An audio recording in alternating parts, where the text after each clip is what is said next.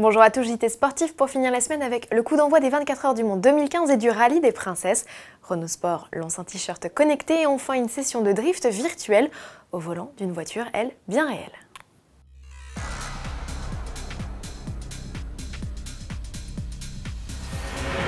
Ça commence à sentir bon la gomme brûlée du côté de la ligne droite des Hunaudières. Ce 31 mai, c'est la répétition générale de la 83e édition des 24 heures du Mans. La fameuse journée test va permettre aux équipes de déverminer leurs voitures spécialement configurées pour la course mancelle et aux pilotes débutants ou n'ayant pas disputé l'épreuve depuis plus de 5 ans de valider leur participation. Avant cela, la quarantaine de rookies, dont Nico Hülkenberg, le pilote F1 de Force India, ont dû passer 3 heures dans un simulateur. Objectif, se familiariser avec cette piste longue de 13,6 km, découvrir les pièges, apprendre à gérer le trafic et les différentes procédures de sécurité.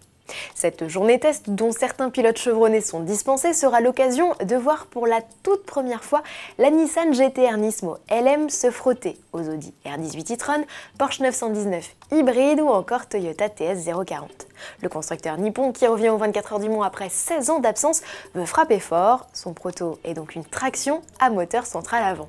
Rendez-vous est donné au public dès 9 h ce dimanche, accès gratuit pour les titulaires d'un ticket pour la course et à partir de 20 € pour les autres. Prochain grand rendez-vous le 7 juin pour le pesage, place de la République au Mans. Les 24 heures du Mans, c'est parti, le rallye des princesses aussi. Ce 30 mai, les 90 véhicules engagés dans cette épreuve de régularité 100% féminine s'élanceront de l'hippodrome de Saint-Cloud dans les Hauts-de-Seine, cap vers Saint-Tropez. Pour rallier les bords de la Méditerranée, les filles devront parcourir 1600 km, 5 jours à travers les plus beaux paysages de France, ponctués d'épreuves spéciales. Vous pourrez croiser les filles à Saint-Aignan le 31 mai, puis entre le circuit de Manicourt et Vichy le 1er juin. Elles mettront ensuite cap vers Aix-les-Bains le 2, Avignon le 3 et enfin Saint-Trope le 4.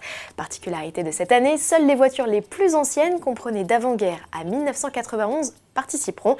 Les GT se retrouveront désormais entre elles dès octobre dans le Princess Prestige Rally. Amusant, Renault Sport se lance dans le textile. Le constructeur vient de mettre au point en association avec le fabricant Sensoria un t-shirt connecté. À quoi ça sert?